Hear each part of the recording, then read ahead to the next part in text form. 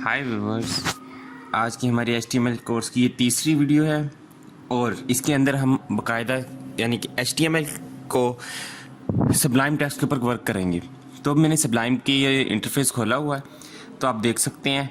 और इसके अलावा अगर आपने सबलाइम डाउनलोड करना है तो उसका मैंने एक तरीका बताया था पिछली वीडियो में, वो भी आप देख सकते हैं। तो ये इसका पूरा इंटरफेस है। यहाँ से हम इसके अंदर फाइलों को न्यू फाइल क्रिएट कर सकते हैं, ओपन कर सकते हैं, किसी ओपन को फोल्डर को ओपन कर सकते हैं और उसके अलावा यहाँ से हम इसकी रीसेंट फाइल्स भी देख सकते हैं। तो बाकी सारा जो हमारा काम है बेसिकली हमारा यहाँ से ये भी कंप्लीट हो जाएगा। बाकी जैसे जैसे हम नेक्स्ट जाएंगे तो हम नेक्स्ट चीज़ों पे भी मूव करते रहेंगे। तो अब मैं ओपन किए यहाँ से पुराना टास्क। अगर आपने पुराना टास्क नहीं देखा तो आप पिछली वीडियो भी देख सकते हैं, लेक्चर नंबर 2 जिसे, तो उसमें मैंने टास्क 1 बनाया था। इस टास्क के अंदर बेसिकली मैंने कमेंट्स बनाए थे, हेडिंग्स और लिंक्स ऐड किए थे, एट्रीब्यूट्स वगैरह, यानी बेसिक्स के ऊपर था ये। अगर आपने वो वीडियो नहीं देखी है तो आप वो वीडियो भी देख सकते हैं। अब दूसरी जो चीज़ है, अब इसके अंदर जैसा है ये एक एंकर का टैग भी हमने लगाया था। इसकी बाकायदा इसके ऊपर ही पूरी एक लेक्चर होगा लिंक्स के बारे में। तो अब हमारा जो बेसिकली हमने आज जो लेक्चर 3 अब स्टार्ट करना है उसके लिए मैं फ़ाइल क्रिएट करता हूँ। अच्छा, अब मैंने फ़ाइल एक न्यू ओपन कर ली है। तो जैसे नोटपैड में हमने उसको सेव किया था .html एक्सटेंशन के साथ, ठीक है, यहाँ पे भी उसी तरह इसको हमने सेव करना है .html के एक्सटेंशन के साथ। तो जैसे कि इसका नाम पहला है टास्क 1, तो यहाँ पे मैंने रख दिया है टास्क 2। अब इसकी जो एक्सटेंशन है वो रख दी है HTML, ठीक है। अब यहाँ पे सबलाइम टेक्स्ट का एक बहुत मज़े की चीज़ है, वो ये कि हमारे पास हमारे कोड को फ़ौरन कंप्लीट कर देता है। यहीं मैंने देखे HTML लिखा तो मैंने टैब का बटन दबाया, इसने कोड को पूरे को कंप्लीट कर दिया। यानी हमारे पास ये बॉडी जो सिंटैक्स है गलत नहीं होने देता। तो ये प्रोफेशनल लेवल पे तो बहुत अच्छी चीज़ है, लेकिन अगर आप बेसिक लेवल पे या ये कॉलेज यूनिवर्सिटी के लेवल पे भी आप वर्क कर रहे हैं तो आप सिर्फ नोटपैड यूज़ करें, मेरा जो सजेशन है। क्योंकि जो पेपर पे आप वर्क करेंगे तो उसके लिए आपको सिर्फ कॉन्सेप्ट चाहिए और लेकिन जब आप प्रोफेशनल लाइफ में वर्क करते हैं उसके अंदर आपके अगर कॉन्सेप्ट पहले से बिल्ड होते हैं लेकिन आपने सिर्फ वर्किंग करनी है तो उसके लिए आपको टाइम भी बचाना है। तो ये जो टूल्स हैं ये आपको सिर्फ टाइम बचाते हैं। तो अब हम आज के टॉपिक के ऊपर बात करते हैं जिसका टॉपिक का टाइटल है टेक्स्ट फॉर्मेटिंग। तो अब मैं टाइटल के अंदर वो लिख देता हूँ, ये लिख दिया मैंने टेक्स्ट फॉर्मेटिंग, ठीक है। टाइटल का मैंने आपको पिछली वीडियो में बताया था, आप वो भी देख सकते हैं वहाँ पे भी। तो अब मैं बॉडी के अंदर बाकायदा ना जो टेक्स्ट की फॉर्मेशंस हैं उनकी मल्टीपल यानी कि चीज़ें हैं उनको डिस्कस करूँगा। हो सकता है ये 2 वीडियोस भी बन सकें टेक्स्ट फॉर्मेशन के ऊपर ही, क्योंकि काफ़ी इंटरेस्टिंग बेसिक टॉपिक भी है और थोड़ा इंटरेस्टिंग भी है। अच्छा, तो अब यहाँ पर मैंने लिख दिया हाईलाइट।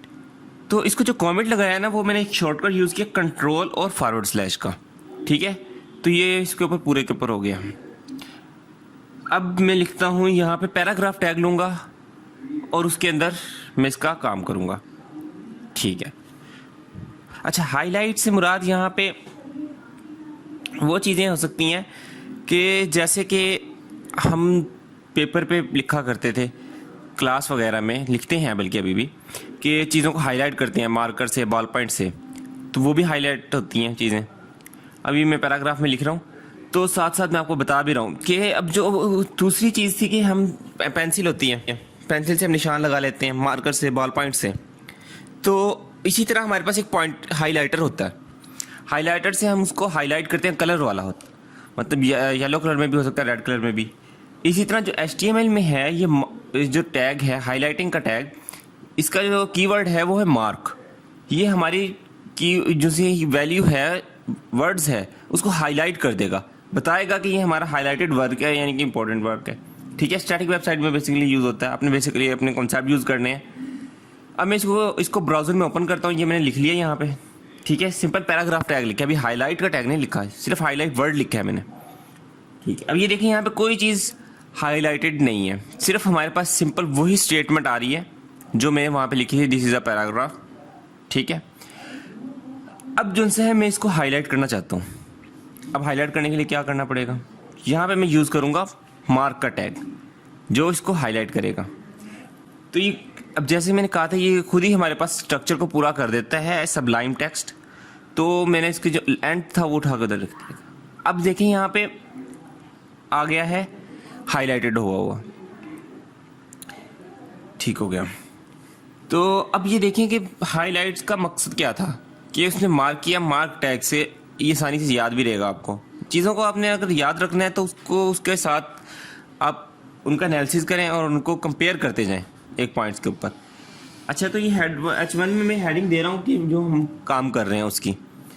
तो अब मैं दूसरा शुरू करता हूँ। दूसरा जिनसे टेक्स्ट फॉर्मेशन में की मैं बात करूँगा वो है बोल्ड की। ठीक है, तो उसका मैं दे रहा हूँ पहले यहाँ पे हेडिंग। ठीक हो गया, बोल्ड। अब इसको मैं यही पैराग्राफ ले लूँगा, तो वो मैं साथ साथ लिखता भी रहता हूँ, आपको बताता भी रहता हूँ।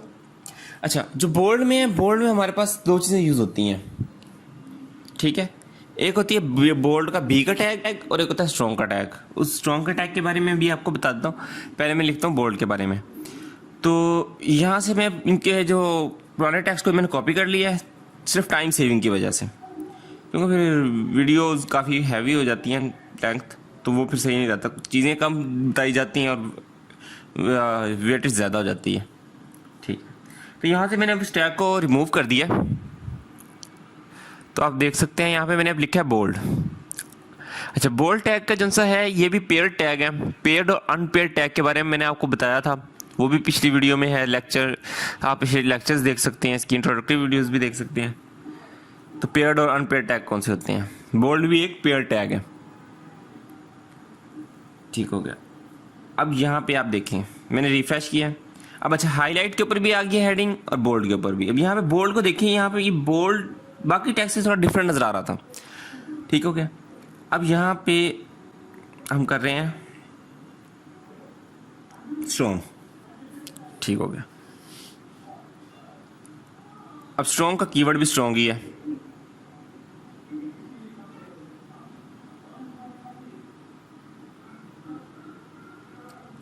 लगा दिया, सेव किया करते हैं। ठीक है, ब्राउज़र पे आ गया, रिफ्रेश किया और ये आ गया। ठीक हो गया। अच्छा, जो स्ट्रॉन्ग है वो हमारे पास शो करता है किसी भी टेक्स्ट की इम्पोर्टेंस को, मतलब ये उसकी वेटेज को बढ़ा देता है। बोल्ड और स्ट्रॉन्ग दिखने में तो एक जैसे ही हैं डिज़ाइन में, लेकिन जो स्ट्रॉन्ग है वो इम्पोर्टेंट है, यानी इंपॉर्टेंस को शो करता है back and point of view से, कोडिंग पॉइंट ऑफ व्यू से।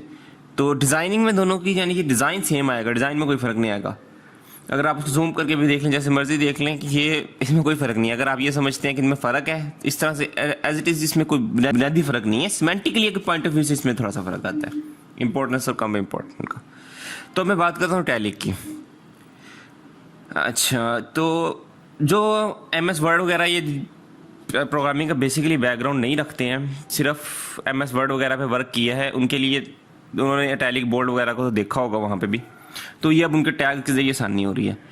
और जिनका बैकग्राउंड है पहले प्रोग्रामिंग से, HTML वगैरह से, उनको ये चीज़ें करके थोड़ी सी बोरियत भी हो रही होगी। तो लेकिन इंशाल्लाह हम नेक्स्ट जिस तरह मूव करते रहेंगे नई वीडियोज़ के ऊपर, तो एडवांस चीज़ें भी लेकर आएंगे। तो जैसे वो डिपेंड करता है व्यूवर्स पे और लाइक्स पे कि वो किस तरह से इस।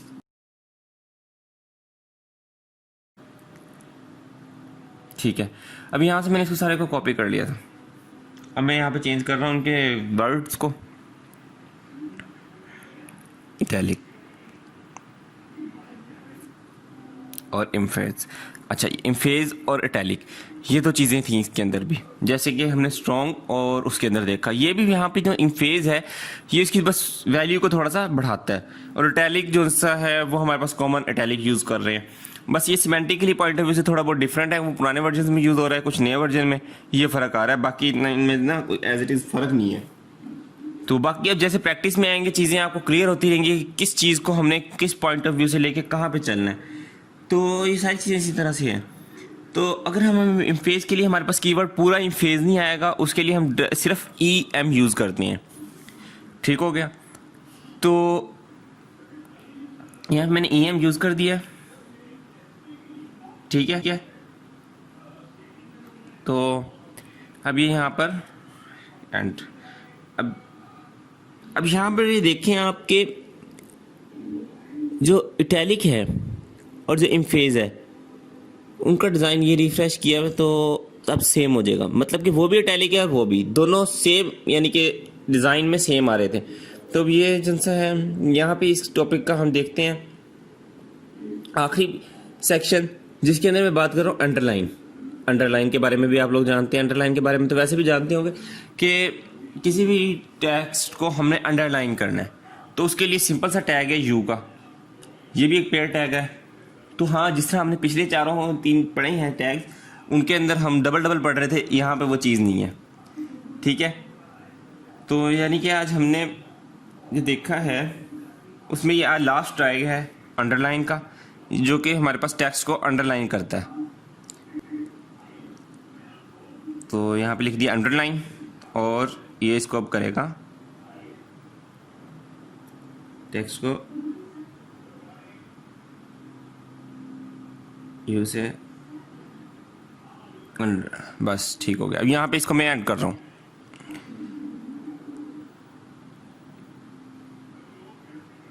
ये लें। अब ये देखिए यहाँ पे ब्राउज़र में भी कि यहाँ पे ये अंडरलाइन ही शो हो रहा है। तो यहाँ से इस वीडियो को एंड करते हैं।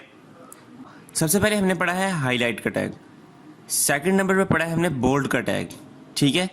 और अब थर्ड नंबर पे जो सा हमने देखा था इटैलिक का, और फोर्थ नंबर पे हमने देखा है अंडरलाइन का टैग। ठीक हो गया। तो हमने आज ये टैग्स इसके बारे में डिस्कस की थी। जैसा कि मैंने आपको कहा था कि इसके ऊपर 2 वीडियोस भी बन सकती हैं। इस वीडियो के अंदर तो सारे बेसिक्स जो मैं यानी कि आपके साथ शेयर करना चाह रहा था वो नहीं हो सके हैं। तो नेक्स्ट वीडियो के अंदर आपके साथ मज़ीद इसके ऊपर बात की जाएगी, फिर नेक्स्ट टॉपिक के ऊपर हम मूव कर जाएंगे। ठीक है, थैंक्स फॉर वॉचिंग।